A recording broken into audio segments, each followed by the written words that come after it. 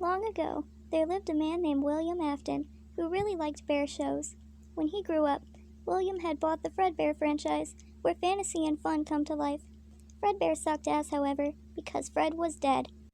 It also didn't help that a man named Henry had robot chickens at his restaurant. Eventually, the two merged their franchises, and Chica the Chicken was added to the Fredbear roster. Because it was cool, Henry made two new animatronics called Springlocks. These animatronics doubled as suits for the underpaid workers.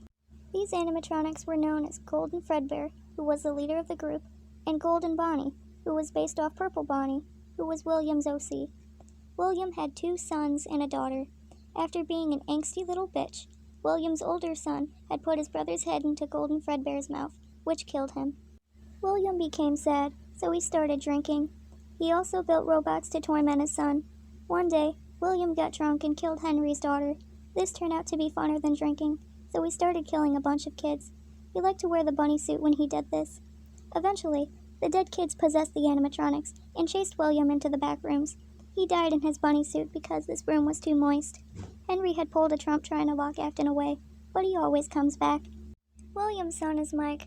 One day, Mike finds a mad scientist lab under his house, where William was tormenting ghosts, building robot clowns, and accidentally killed his daughter with one of the clowns. These clowns like kidnapping kids. Mike finds his sister, who he thought he could trust, but she was a dick. All the clowns scoop Mike's insides, then combine into one to use Mike as a skin suit. Mike starts to rot away, so the robots get pissed off and leave. Mike is not dead, however, so he goes to work at pizza places to find his dad. He eventually does and sets him on fire, but William always comes back. Eventually, Mike teams up with Henry. They build the bestest pizza place ever and lure all the animatronics there, including clowns, Dickhead's sister, William, and Henry's daughter. They set this place on fire, and everyone dies, except for William, because he always comes back. You see, a child named Cassidy is pissed that William killed them, so they torture him in hell. This is fine until William turns into a microchip and is put on the internet. Eventually, someone builds a big-ass pizza place on top of the bestest pizza place ever, and one day, Greg gets stuck inside. Microchip William turns all the animatronics crazy, along with the security guard, Vanessa.